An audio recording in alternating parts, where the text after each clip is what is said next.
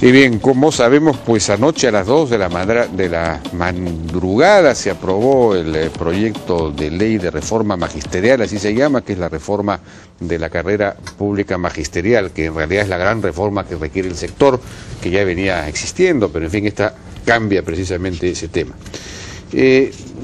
Aparentemente, bueno, el proyecto aprobado no difiere mucho del proyecto enviado por el Ejecutivo, aunque me dice acá Daniel Mora, que tiene como 40 cambios. Bueno, vamos a hablar de eso ahora.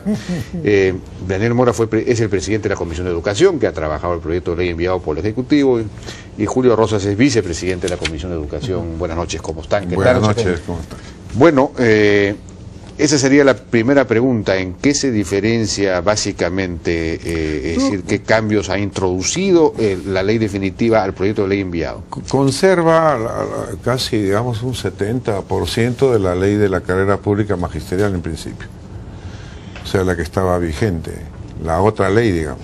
Ah, de la anterior. De la anterior. Estaba vigente. Conserva el concepto de RIN, de remuneración íntegra mensual.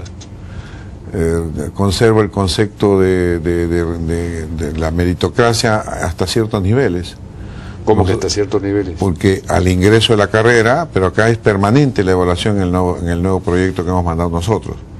El proyecto es evaluación al ingreso, desempeño docente, evaluación para el ascenso, evaluación también para la postulación a cargos públicos. ¿Es distinta la evaluación de desempeño que la primero evaluación? Cambiamos la evaluación en el sentido de que se da los exámenes por especialidad.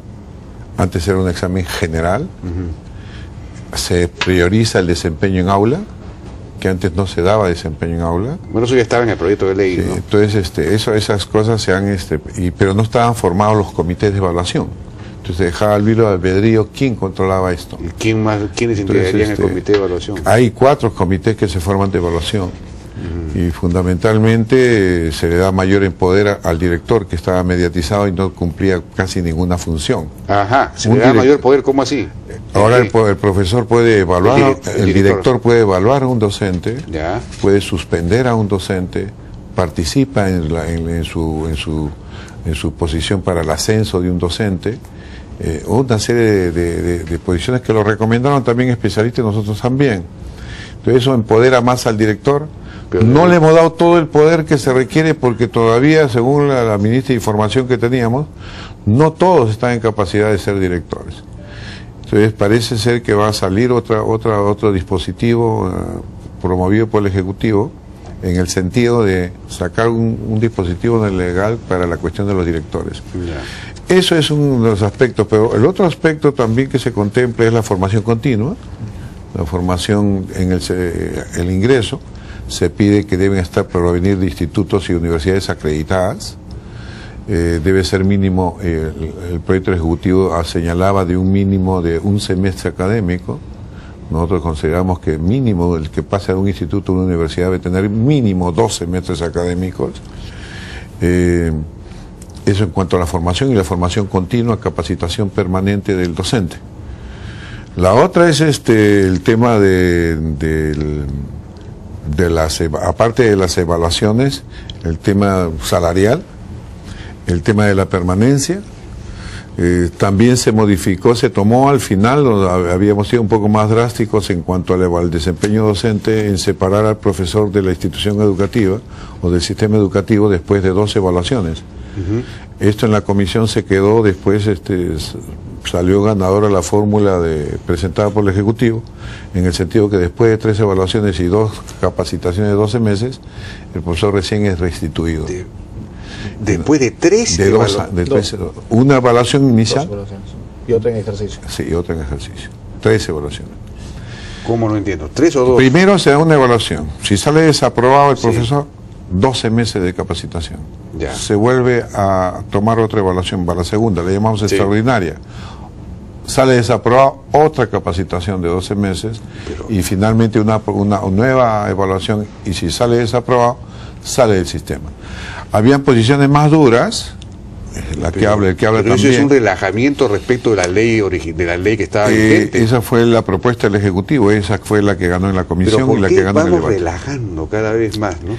Es una cosa. Después también se considera los que no han, hay como 17.000 y 20.000 profesores que no tienen título pedagógico, que entraron en la época del 84 y el 90, que durante 20 años se le ha pedido que regulen con su título, esos salen a los 2 años, si no han regularizado deben salir del sistema educativo. Esa es otra cosa, por ejemplo, un intelectual como Mario Vargas Llosa no podría enseñar. También hemos puesto una cláusula que también no estaba considerada en el proyecto original.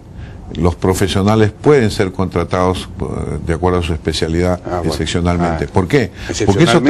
Porque eso trajo, porque ha habido gran discusión. Se ha privilegiado en nuestra educación la pedagogía sobre la especialidad. Es cierto que la pedagogía es importante, pero acá se privilegia un título pedagógico que un título de especialidad. Por ejemplo, León Trachtenberg no podría enseñar... Ni León Trachtenberg, que tiene 2 maestrías, que lo hemos tenido en la comisión, puede enseñar en el sistema educativo. Entonces hemos puesto ahora esa salida, pero es una salida todavía difícil porque hay muchas posiciones en el sentido de que la pedagogía es lo fundamental. Pero lo que interesa es mejorar la educación, pues no interesan las posiciones. Yo creo que este es un avance importante que ordena el magisterio. Pero ¿cómo, ¿no? Este asunto de que se ha aumentado ahora 3 evaluaciones antes de que un maestro pueda ser retirado. Además, es decir, durante 3 años por lo menos, este maestro va a seguir dictando pese a que no pasa la... Nosotros habíamos considerado en nuestro proyecto, lo que estamos hablando es el proyecto del Ejecutivo. Nosotros estamos hablando de una evaluación, una capacitación, y si no, salía. Suficiente. Claro. Entonces, pero esto es democrático. O sea que el Ejecutivo es el que ha relajado este asunto, el que no quiere que se arreglen los problemas. Creo que es un problema también político en el sentido de la gran presión que se... Un año más, un año menos, ¿no? Una evaluación más, una evaluación menos, el hecho principal al que se oponen es que tengan que salir, ¿no? Pero además el problema es que, digamos, un profesor desaprobado en la primera evaluación o en la segunda va a seguir dictando, pese a que está desaprobado. Yo diría que la evaluación inicial es para todos. Es como cualquier trabajador entra a una empresa, a una fábrica, inicialmente. Okay. Naturalmente, si no está en condiciones. Luego, para las siguientes evaluaciones, tiene que el Estado encargarse de la capacitación. Y entonces, de esa manera, no se va a permitir que los profesores se mantengan en el cargo sin capacitación, sin actualización. Por supuesto que este nuevo proyecto exige. Quería preguntarle a qué justamente estaba viendo en la ley. Dice, los criterios e indicadores que el Ministerio de Educación apruebe para las evaluaciones establecidas en la presente ley son referentes obligatorios para el programa de formación y capacitación permanente. ¿Qué significa eso? Que a mí me van a capacitar en lo que me van a tomar en el examen. O sea que es como un examen de... ¿Ah? Primero, el Estado, a través del Ministerio de Educación, tiene que estar capacitando a sus maestros constantemente. Después de eso, entonces hay evaluaciones. Uno de conocimiento a cargo del Ministerio de Educación y otro de desempeño laboral, que ya es propiamente el centro educativo. Esos 2 aspectos forman la evaluación.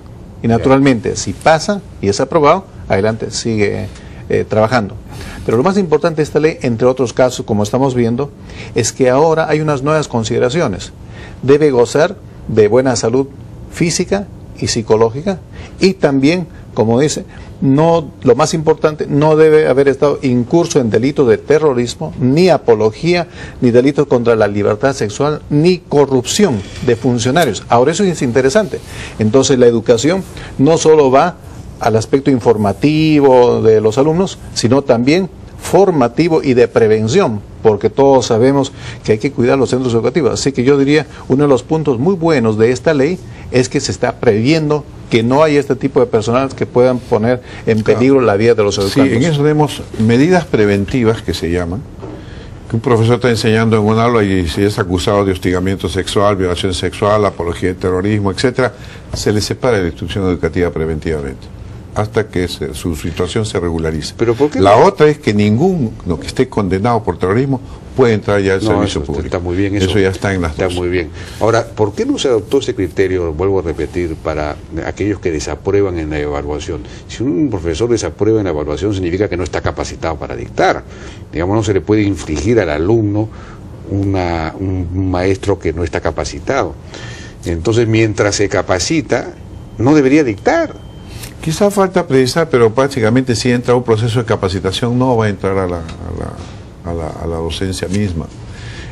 También acá hay muchas No se dice presiones, nada al porque respecto. por ejemplo las posiciones de los profesores de la ley de profesorado, que son 196.000 más o menos, también pues indican que la ley de profesorado contemplan evaluaciones y dicen, a mí me evalúan, pero yo tengo derecho a la estabilidad laboral, y eso se ha discutido bastante, ¿no? Estas leyes fueron dadas, y si uno analiza cómo fueron dadas, la ley del profesorado fue dada en el 84, cuando ya estaba terminando el gobierno de Belaúnde, el segundo gobierno.